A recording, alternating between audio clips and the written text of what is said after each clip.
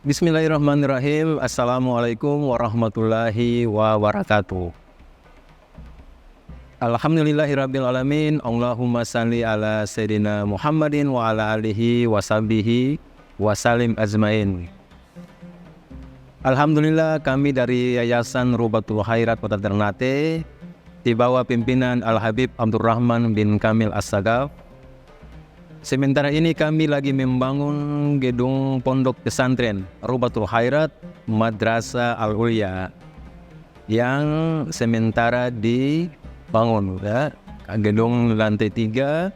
Kami sangat membutuhkan dana infak dan sedekah dari jamaah bapak-bapak dan ibu-ibu. Bagi yang mau berinfak untuk melanjutkan pembangunan gedung pondok pesantren, bisa ditransfer di rekening Bank Syariah Indonesia atas nama Yayasan Rubatul Khairat. Nomor rekening 723563956. Terima kasih.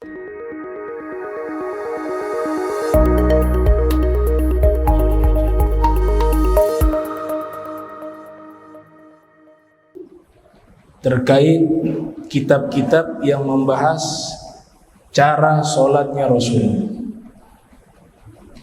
disebut dengan kitab Sifati Sholatin Nabi, kitab sifat sholat Nabi. Pertemuan lalu sudah disampaikan maksud dari sifat di situ adalah kaifiyah, cara. Jadi maksudnya kitab yang membahas cara sholat Nabi Muhammad sallallahu alaihi wasallam. Ini al-fawaid al-lugawiyah, tambahan ziyadati faedah lughah bahasa Arab. Ada kalanya lafadznya memiliki makna yang berbeda dengan lafadznya. Saya sebutkan sifat sholat Nabi, tapi yang dimaksud bukan sifat sholat Nabi, cara sholat Nabi. Ada juga kosakata yang artinya permisalan. Mathalun. Mathalun itu artinya permisalan. Tapi makna substansinya di situ adalah sifat, bukan makna permisalan.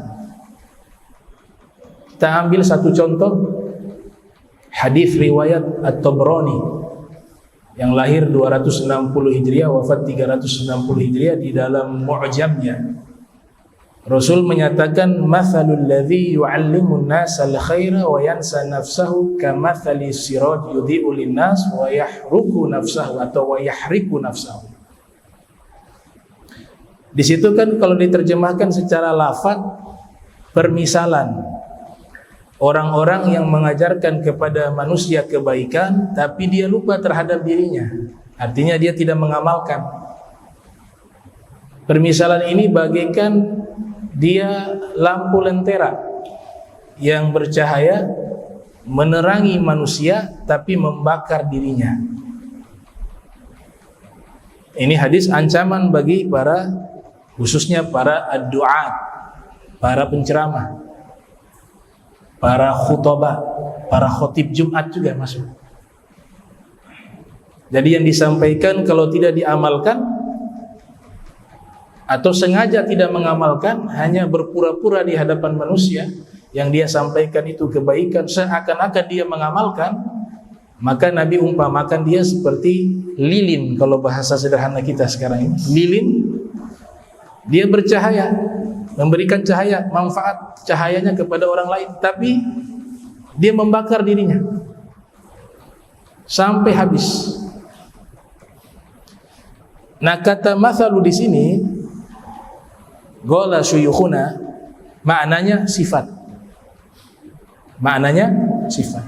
Jadi sifat orang-orang yang mengajarkan manusia kebaikan namun dia tidak mengamalkan apa yang ia ajarkan, sifatnya itu sama seperti lampu lentera. memberikan cahaya kepada manusia, tapi dia sedang membakar dirinya. Itu contoh. Mathalun maknanya sifatun. Klaim yang menyatakan bahwa cara sholat Nabi, kemarin sudah beberapa contoh telah disampaikan. Cara yang diajarkan kepada kita tentu tidak bisa langsung lewat Nabi. Maksud saya, tidak mungkin kita bisa langsung mencari tahu cara sholat Rasul hanya lewat Al-Quran dan hadis. Gak cukup. Kita orang awam tidak akan bisa mengambil kesimpulan cara sholatnya Rasul yang benar hanya bermodalkan Al-Quran dan hadis. Orang awam gak bisa. Karena cara sholat Nabi itu, yang pertama, di dalam Al-Quran tidak dijelaskan cara sholat Rasul secara spesifik. Jangankan cara sholat Rasul, waktu sholat juga, zuhur, subuh, zuhur, asar, maghrib, isya, tidak disebutkan dalam Al-Quran. Hanya isyarat, mulai sholat itu di saat terbitnya fajar atau mencongnya matahari. Isyarat-isyarat. Tapi saya berani jamin, dicari 114 surat dari awal sampai akhir, tidak ada satupun ayat yang menerangkan waktu sholat dengan namanya subuh, zuhur, asar, maghrib, isya. Yang ada tafsiran-tafsiran. Yang ada tafsiran-tafsiran. Nah, tafsiran-tafsiran itu kan harus lewat ulama.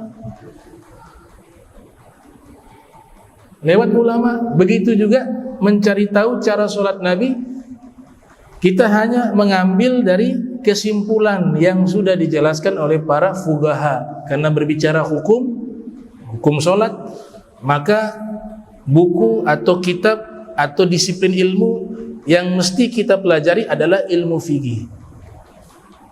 Wa farduhu ilmu sifatil fardi ma ilmu ma yahtajuhu ilal muaddi min fardi dinillahi,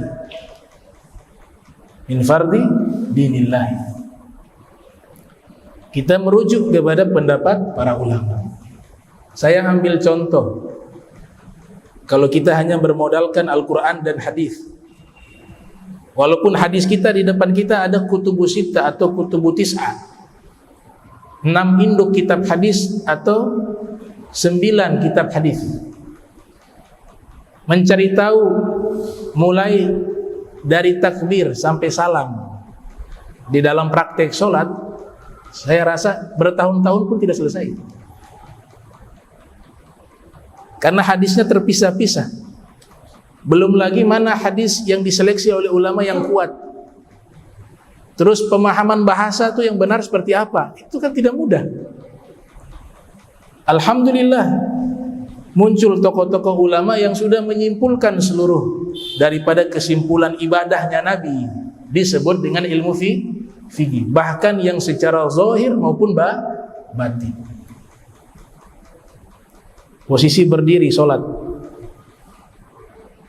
Ini kalau tanpa keterangan dari para ulama yang memahami nas dengan baik dan benar, kita berdiri itu macam-macam penafsiran. Ada yang berdiri kakinya ya sampai lebar sekali, lebar sekali. Namanya apa tuh kalau orang-orang silat? Ya, hampir-hampir begitu dah. Ada yang rapat nempel kakinya. Ternyata ulama di sini menyimpulkan cara sholatnya Rasul ketika posisi berdiri dalam sholat. Syekh Zainuddin Malibar misalnya, dalam kitab Irsyadul Ibad dan juga beberapa kitab beliau Fathul Mu'in, beliau mengatakan dengan sederhana bahwa cara sholatnya Rasul dari kesimpulan para fuqaha yang dipahami oleh beliau ulama mazhab Syafi'i, bisyibr, seukuran shibrun, satu jengkal antara kaki kanan dan kiri. Ketika posisi berdiri ukurannya satu jengkal, kira-kira seperti itu. Ini tawadhunya tidak dipastikan. Kira-kira seperti itu. Takriban. Nah, ini adab etika para fuqaha tidak pernah memastikan kebenaran untuk menghargai pendapat ulama lainnya. Gak dikatakan ini yang paling betul. Semuanya sifatnya zonniyah. Ijtihad itu hanya masalah spekulasi, dugaan. Dugaan mereka sekalipun salah tetap benar karena mereka menggunakan kaidah-kaidah ilmiah, kaidah-kaidah ilmu. Jadi satu jengkal antara kaki bagian dalam kanan dan kiri. Kemudian dibahas lagi, kita ini menghadap kiblat, fawali wajhaka syatral masjidil haram. Itu yang menghadap kiblat muka, dada, atau rukbatan misalnya, bagian kaki kita, lutut kita. Jadi kita sholat ini menghadapnya apa nih? Anggota tubuh kita yang menghadap kiblat, apakah wajahnya atau dadanya atau lututnya? Kalau bermodalkan kitab hadis, sulit kita temukan jawaban itu. Dalam mazhab Syafi'i yang wajib menghadap kiblat itu sadr, dada. Mohon maaf, misalnya ada orang mungkin sakit leher, lehernya bengkok ke kanan, gak bisa gerak lurus. Ketika dia sholat, posisinya dadanya yang ke kiblat, bukan wajahnya yang ke kiblat. Nah, penjelasan spesifik semacam ini hanya bisa dijelaskan di dalam kitab-kitab fikih. Kitab fikih adalah kesimpulan hukum dari Al-Quran dan hadis Rasul. Jadi ayat-ayat Al-Quran dan hadis-hadis Nabi yang berbicara tentang hukum, kesimpulannya itu di dalam kitab fikih. Kalau akidah, kitab tauhid. Kalau tasawuf, kitab tasawuf, tazkiyatun nufus, ke kitab tasawuf. Kalau pemahaman ayat-ayat Al-Quran, tafsir. Pemahaman hadis-hadis Nabi, syuruh, dan seterusnya. Berkaitan kitab yang dibahas di pertemuan lalu, ini kitab luar biasa. Ternyata kajian ibadah sholatnya Rasul tidak dibahas hanya secara fisik, tapi dibahas juga secara non fisik. Teknik-tekniknya, manhajnya, konsepnya, sketsanya itu dibahas. Kami menganalisa kitab Sifat Sholatil Muqarrabin, kitab sifat sholatnya Nabi, atau Al-Muqarrabin, mohon maaf, kitab sifat sholatnya para wali. Itu magzanya, konklusi, musawadatu ibadah atau sholatil awliya. Konsep sholatnya para wali, tentu mereka fokusnya bukan di zohir. Di zohir itu tetap diterapkan hukum fikihnya, tapi kajiannya itu fokusnya di masalah batin, di dalam sholat. Kami analisa musawadah itu namanya sketsa atau konsep musawadah. Ada ulama kelahiran tahun 590 Hijriah bernama Abu Barakat Ibnu Taimiyah, 590 Hijriah. Jadi Ibnu Taimiyah itu ada 3 nama ya. Ada Ibnu Taimiyah cucu ulama, ini yang terkenal nih. Saya rasa yang pencinta Ibnu Taimiyah juga gak paham juga ini, karena kadang-kadang tertukar tulisannya Ibnu Taimiyah juga. Tapi hati-hati, Ibnu Taimiyah ada 3 orang. Ada Ibnu Taimiyah cucu ulama juga. Ini yang menjadi rujukan di zaman sekarang oleh kelompok Islam yang berpegang kepada manhaj Ibnu Taimiyah. Ada Ibnu Taimiyah bapak, ulama juga. Ada Ibnu Taimiyah kakek, makanya bilang Jid Ibnu Taimiyah. Biasa ada qoba kausain, tutup kurung dalam jid, kakek Ibnu Taimiyah. Jadi Abu Barakat julukannya atau melagopnya atau kunyahnya, ya, namanya Abu Barakat Ibn Taimiyah, lahir 590. Kalau Ibn Taimiyah yang cucu itu abad 6 sampai 7 Hijriah hidupnya. Kalau yang ini abad 5, lahir 590 Hijriah. Kakeknya itu menulis satu kitab luar biasa. Judulnya itu Al-Musawwadah fi Usulil Fiqh. Sketsa di dalam usul fikih. Sketsa di dalam ilmu usul fikih. Nah, konsep ibadahnya para aulia kita simpulkan itu ada 3 fase. Al-marhalatul ula, al-marhalatul tsaniyah, al-marhalatul ats-tsalitsah. Fase pertama, fase kedua, fase ketiga. Dan ini tidak bisa lepas dari namanya ilmu fikih. Walaupun kajiannya tentang masalah batin, gak bisa lepas dari ilmu fikih, ilmu zahir. Al-marhalatul ula, fase pertama disebut dengan at-ta'abbud. Al-marhalatul tsaniyah disebut dengan at-taqarrub. Al-marhalatul tsalitsah disebut dengan at-tahaqquq. Apa itu at-ta'abbud? Yaitu melaksanakan ibadah-ibadah wajib. Fokusnya di ibadah-ibadah wajib. Dan ini fase seorang hamba dia bisa dekat dengan Tuhannya. Fase pertama wajib ta'abbud. Ibadah-ibadah wajib itu dia jaga. Gak mungkin ibadah-ibadah yang wajib dia tinggalkan kemudian dia bisa dekat dengan Allah, itu gak mungkin. Gak mungkin. La yumkin. Mustahil. Fase ini kalau dijaga istiqomah, kita harus naik ke level kedua, namanya at-taqarrub. Dia sudah bukan sekedar melaksanakan kewajiban, tapi dia menambah kebaikan-kebaikan, ya, di atas kewajiban.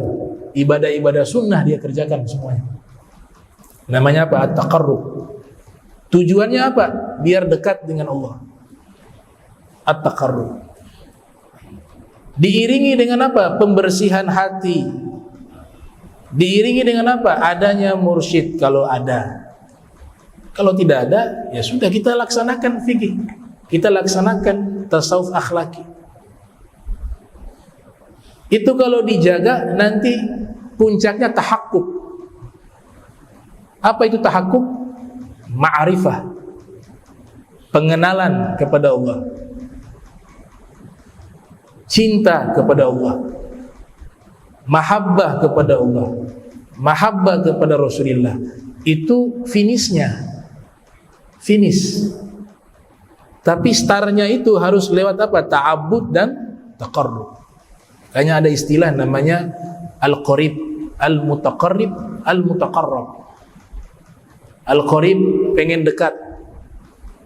Al-mutaqarrib berusaha untuk dekat dengan Allah.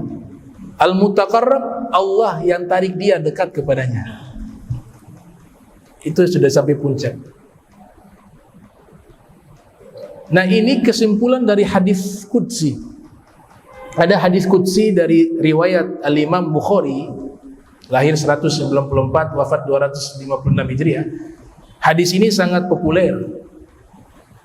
Cuma kadang-kadang kita pahami hanya sekedar teks. Padahal hadis ini maknanya dalam sekali. Semua tadi 3 fase pendekatan hamba kepada Sang Khalik tadi, semuanya hanya tersimpulkan dalam satu hadis Nabi. Ta'abbud, taqarrub, tahakkuk tadi hanya ada tersimpulkan satu hadis ini sudah cukup. Yaitu Allah Ta'ala berfirman, "Man 'ada li waliyan faqad adzantuhu bil harb wa ma taqarraba ilayya 'abdi bi syai'in ahab ilayya mimma aftaratu alaihi wa la yazalu 'abdi yatagarrabu ilayya bin nawafil hatta uhibbah fa idza ahbabtuhu kuntu sam'ahu alladhi yasma'u bih wa basaruhu alladhi yubsiru bih wa yadahu allati yabtishu biha wa rijlahu allati yamshi biha wa in sa'alani la u'tiyanna wa la in ista'adzani la u'idzanna. Artinya siapa yang memusuhi waliku, ini juga hati-hati. Orang-orang yang disebut sebagai wali Allah itu ada karena Allah yang berfirman. Allah katakan apa? Siapa yang memusuhi satu waliku, bukan banyak, satu saja, maka saya Allah umumkan perang dengannya. Jadi wali itu ada karena Allah yang berfirman. Makanya kita diajarkan berakhlak, beretika, husnuzon, prasangka baik sama orang. Satu saja kita musuhi, ternyata dia seorang wali, selesai kita. Dosa yang Allah mengatakan perang itu jarang terjadi. Ada beberapa dosa saja yang Allah nyatakan saya perangi orang itu. Itu luar biasa tuh. Siapa yang bisa menang? Saking besarnya dosa ini. Termasuk durhaka kepada orang tua, kata Ibnu Hajar Haytami juga makna berperang dengan Allah. Dalam kitab Az-Zawazir an Iktirafil Kabair, Ibnu Hajar Haytami. Sama wali juga satu orang. Kalau satu orang saja Allah umumkan perang, bagaimana dia musuhi 2 orang, 3 orang, 4 orang, ribuan orang, jutaan wali dia musuhi. Auzubillah min zalik. Dia jagoan. Jago dia. Jago. Hati-hati itu. Siapapun dia, kita prasangka baik. Kemudian Nabi lanjutkan, di sini masuk kepada pembahasan. Tidaklah seorang hamba mendekatkan diri kepadaku dengan sesuatu yang paling aku cintai, kata Allah, seperti hal-hal yang aku wajibkan kepadanya. Jadi kita harus dahulukan yang prioritas itu adalah yang wajib dulu. Jangan sampai kita terbalik, baca wirid tengah malam, dari jam 2 malam dia baca, jam 3 lanjut, jam 4, setengah 5 tidur, sholat subuh jam 8. Nah ini kebalik nih. Dahulukan yang wajib. Silakan dengan wiridmu, dengan zikirmu, dengan tilawah Al-Quranmu, tapi harus perhatikan yang wajib-wajib itu didahulukan. Ini hadis qudsi dari Allah Ta'ala. Berarti itu maknanya apa? Ta'abbud.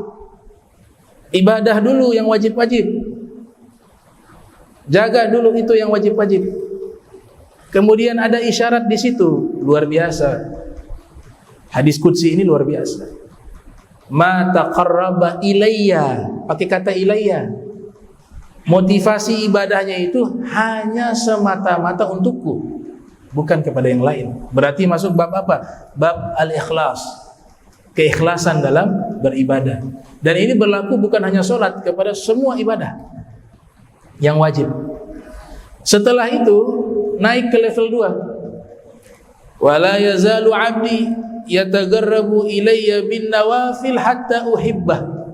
Setelah wajib dia laksanakan dengan baik dan sempurna, dia jaga itu, dia tambahkan lagi pakai kata la yazalu. La yazalu artinya istiqomah.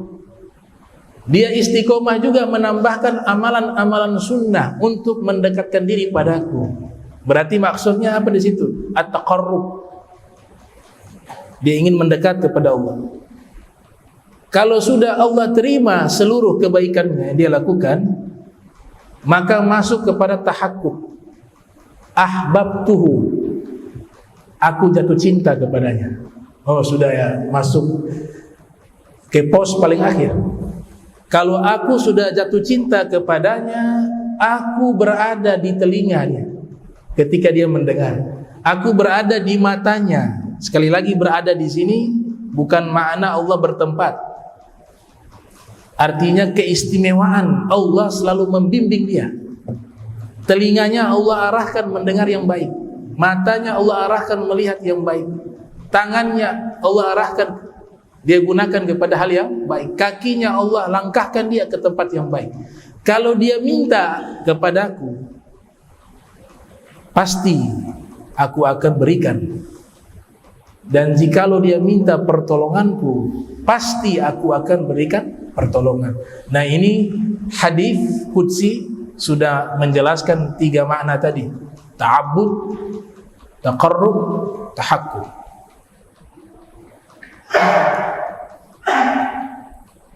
Nah, perjalanan untuk bisa kita mencapai derajat tahakkuk tidak mudah. Tidak mudah. Makanya ulama mengatakan ada salasu khatawat. Ada 3 tahapan dulu sehingga perjalanan ini bisa sampai kepada tahakkuk. Langkah yang pertama, al-khutwatul ula, ini yang paling penting nih, iradah. Apa? Iradah. Ada keinginan untuk dekat dengan Allah. Kalau gak ada keinginan, percuma. Mau ngajar tafsir ke, fikih ke, duduk di majlis ke, tapi memang dalam hati gak ada niat, saya pengen jadi baik, pengen dekat sama Tuhan, itu tidak ada, percuma.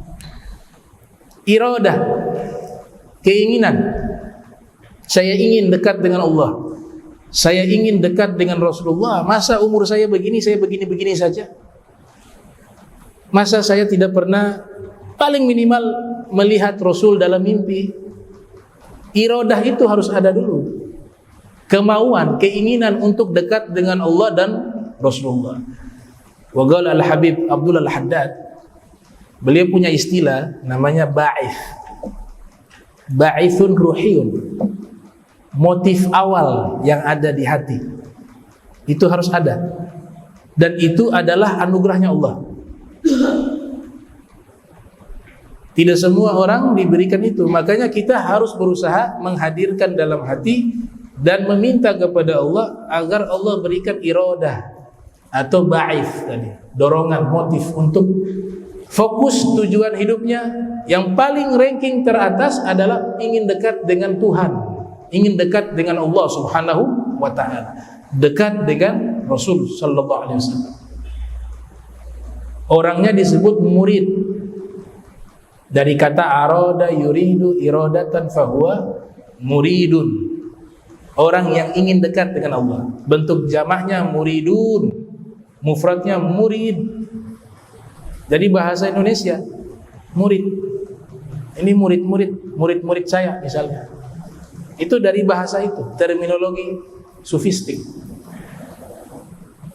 Jadi kita harus ada keinginan, dan keinginannya bukan keinginan yang hanya sekedar ingin, tapi diiringi dengan mujahadah. Kalau ingin semua pasti, tapi yang gak lulus biasanya di mujahadahnya. Bisa gak sungguh-sungguh merealisasikan keinginan itu?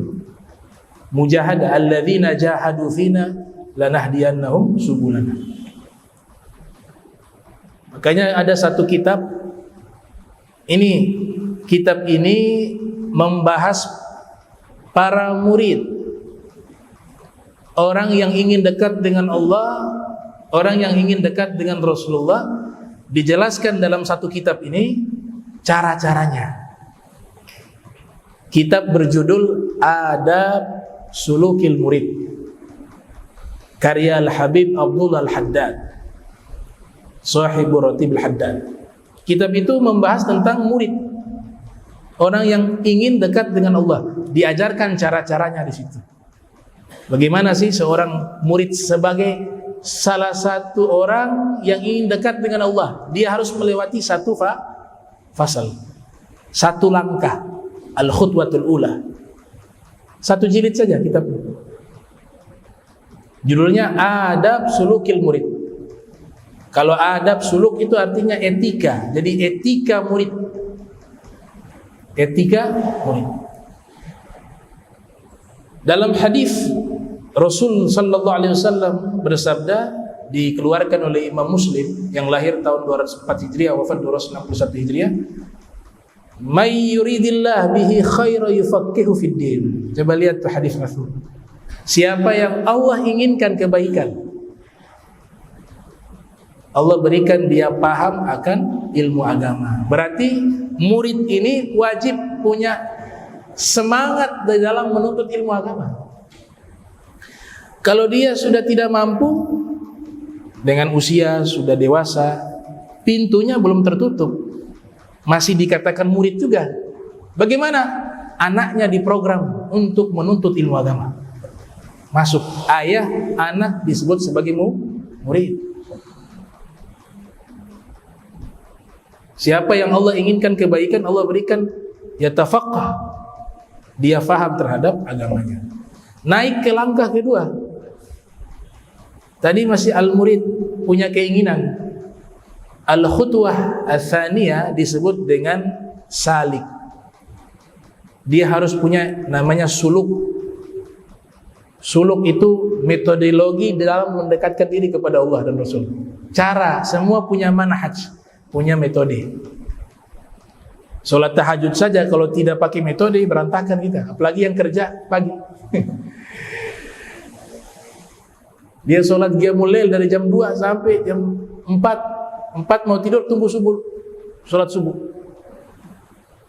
Habis sholat subuh baca wirid. Ini jadi salik nih, betul, sudah niatnya betul.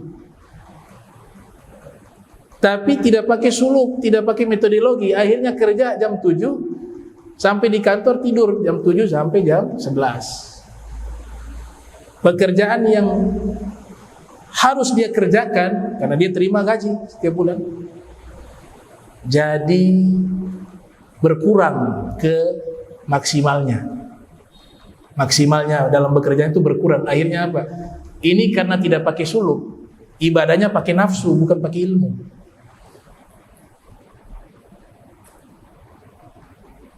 Kata Nabi, segala sesuatu punya hak. Matamu punya hak, tubuhmu punya hak.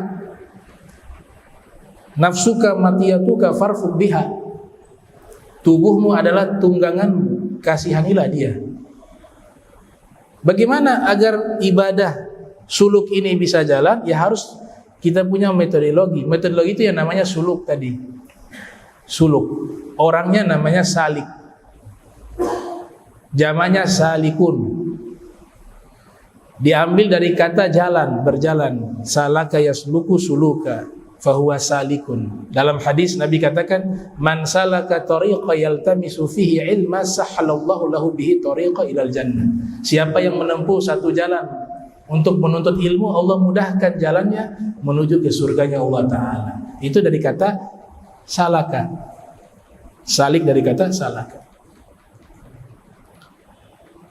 Nah, ulama yang membahas cara untuk bisa ibadah dengan baik dan benar sesuai haknya, makanya disebut salik, orang yang mendekatkan diri kepada Allah, sudah menempuh perjalanan spiritual dengan ibadah dan riyadhah.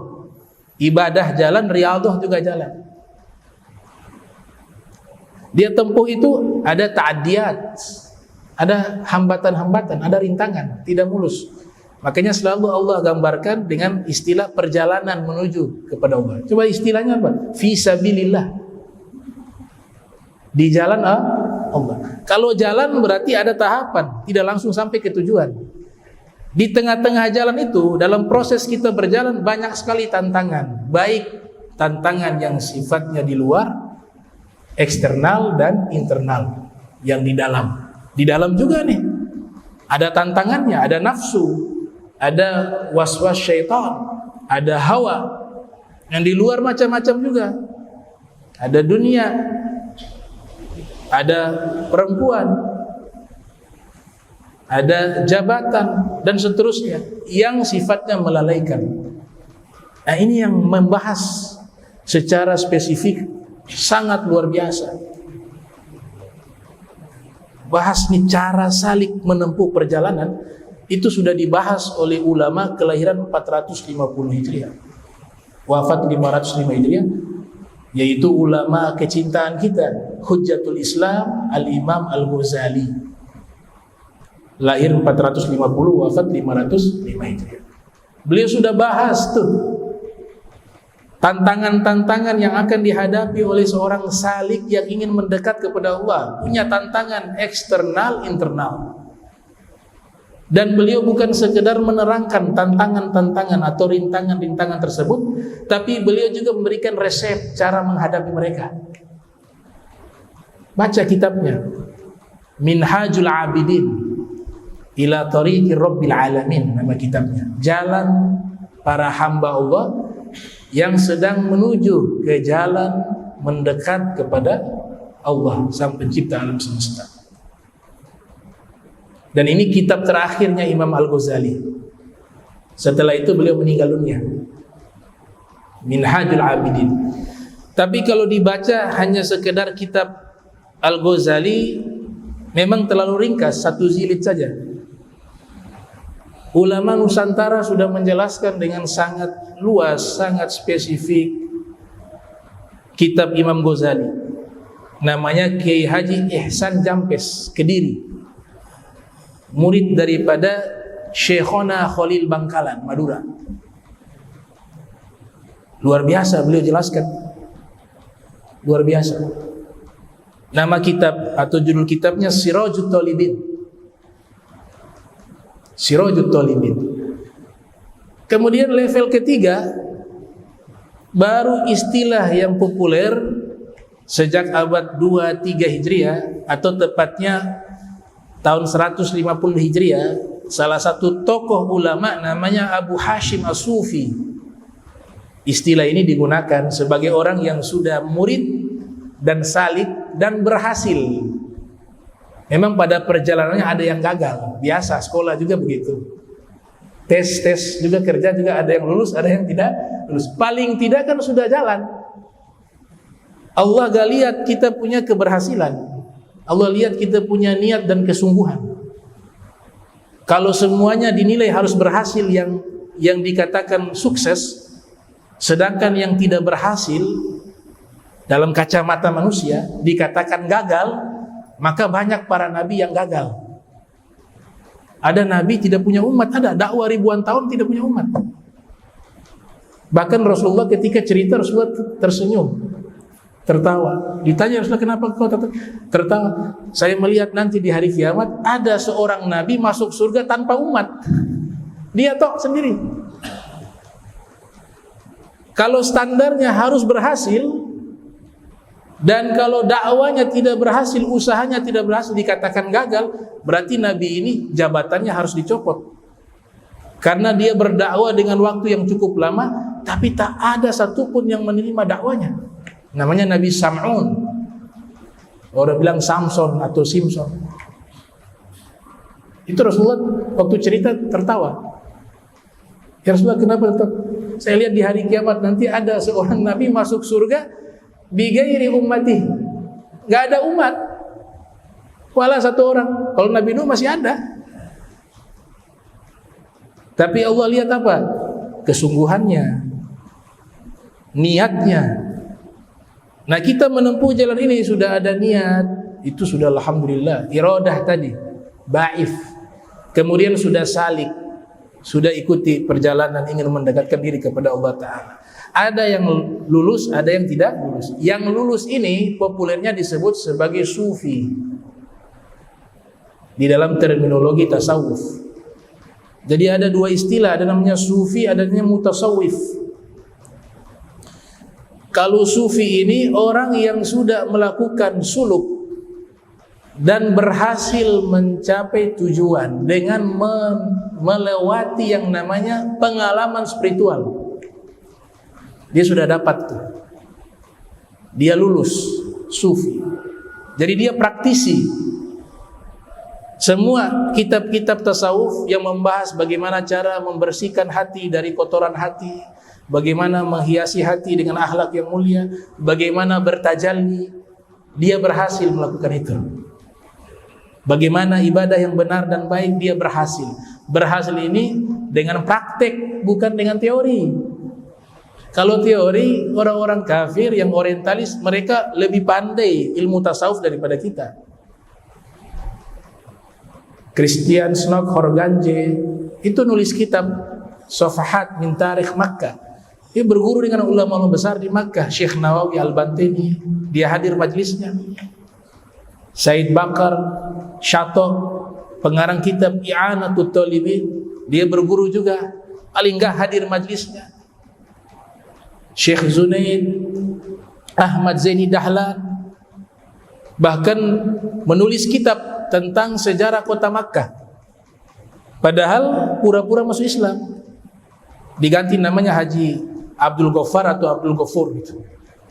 Dan sempat khutbah di Makkah, bukan di Masjidil Haram, tapi ada masjid di luar Masjidil Haram. Berkhutbah, pandai bahasa Arab, pandai teori-teori sufistik, ahli dalam bidang tersebut, tapi pengamalannya nol karena fir riwayah dia tidak muslim. Dia balik lagi ke Leiden, Belanda. Tapi dia sudah nikahi wanita Makkah, nikahi wanita di Jawa Barat, punya turunan namanya Christian Snob Horganji. Ada juga di Jerman Emir Skimmel, itu menulis buku namanya Mystic Dimension of Islam, membahas tentang tasawuf luar biasa. Kalau beliau ini wallahu alam, tapi husnuzon sudah Islam. Beliau mutasawif, tahu teori-teori sufistik. Dan tokoh-tokoh barat lainnya banyak, mereka tahu teori-teori saja. Nah, ini disebut mutasawif saja, pakar dalam teoritis, tapi bukan praktisi. Kalau praktisi mengamalkan, itu namanya sufi kalau dia sudah berhasil sampai di puncak. Makanya substansi keberhasilan sufi itu dari semua rangkaian ibadah yang dilakukan, penjernihan hati.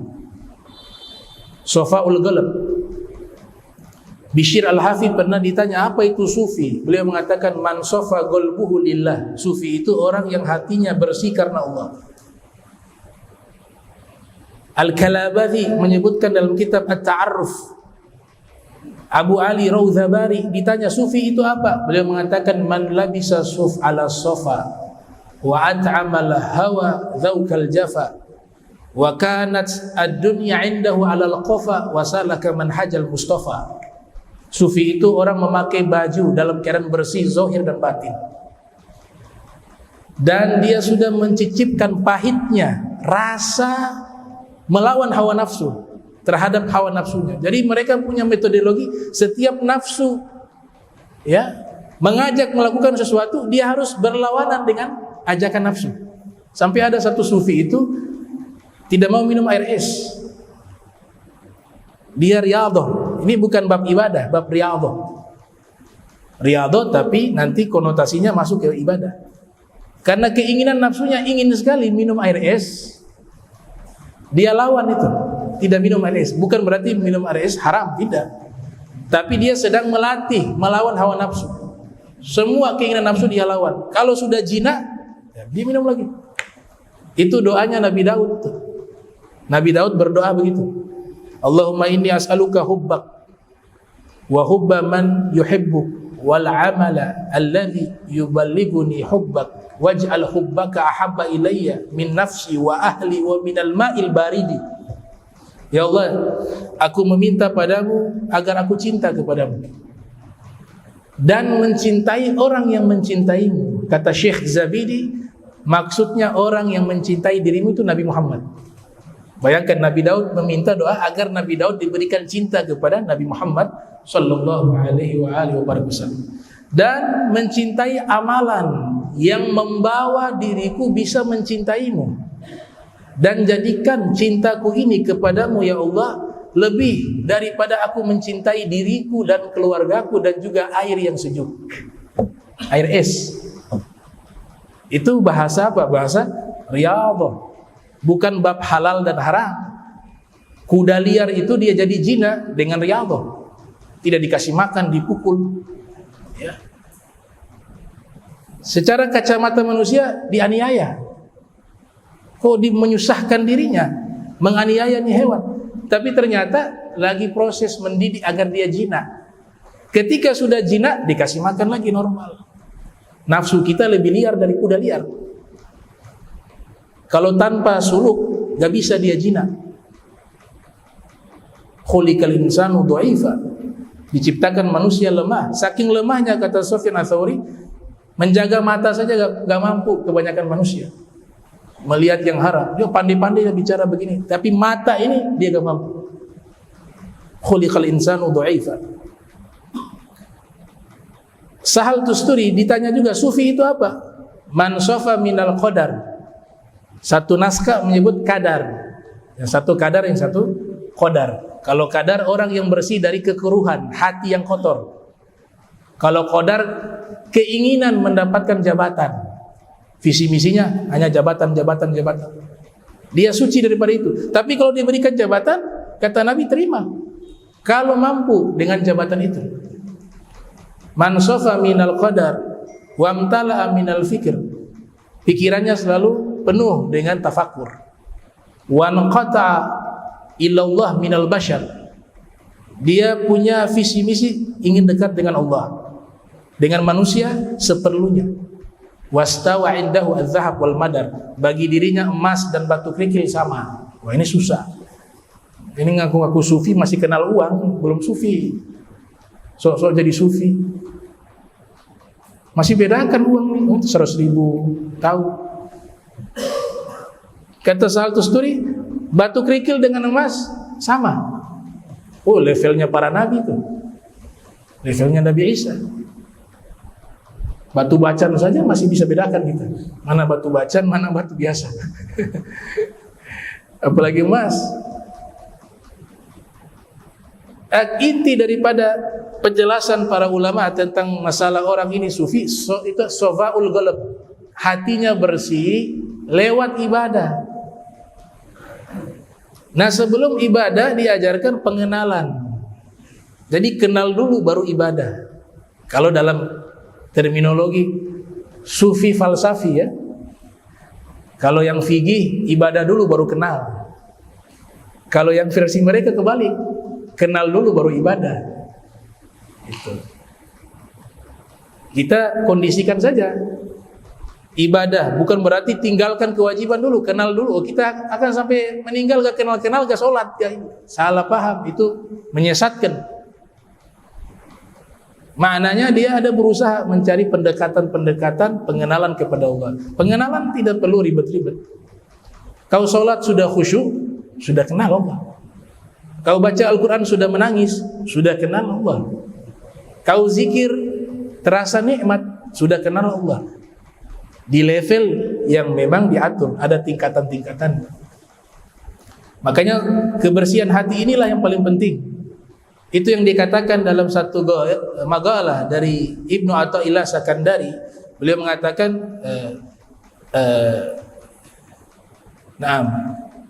imdad itu bihasabil isti'dad.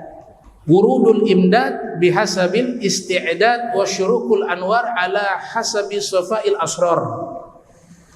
Datangnya pertolongan Allah kepada orang yang sudah siap menerima pertolongan Allah. Dan datangnya anugerah yang Allah berikan kepada orang tersebut tatkala hatinya sudah bersih dan siap menerima anugerah Allah. Secara teknik, secara zahir kelihatan dengan akhlak, perilaku. Jadi tasawuf gak bisa dipisahkan dengan akhlak. Bicara akhlak, tasawuf akhlaki, bicaranya akhlak. Ada bab sabar. Bab sabar, jangan marah-marah. Pas dia ngajar jangan marah-marah. Dia ngajarnya emosi. Kurang ajar orang ini. Tapi ngajarnya bab sabar. Nah, ini berarti belum masuk. Bab dermawan dalam tasawuf akhlaki jadi satu tema. Babul jud wasaha. Tapi hidupnya dia bakhil. Bab tentang tawadu, rendah hati. Tapi prakteknya dia sombong. Lah ini mutasawif. Sama kayak Christian snob. Sama. Nah, ketika akhlak bertambah baik, tasawuf bertambah baik. Kata Abu Bakar Al-Qattani, man zada 'alaika fi khuluqin zada 'alaika fi tasawufin. Orang yang bertambah akhlak maka bertambah tasawufnya.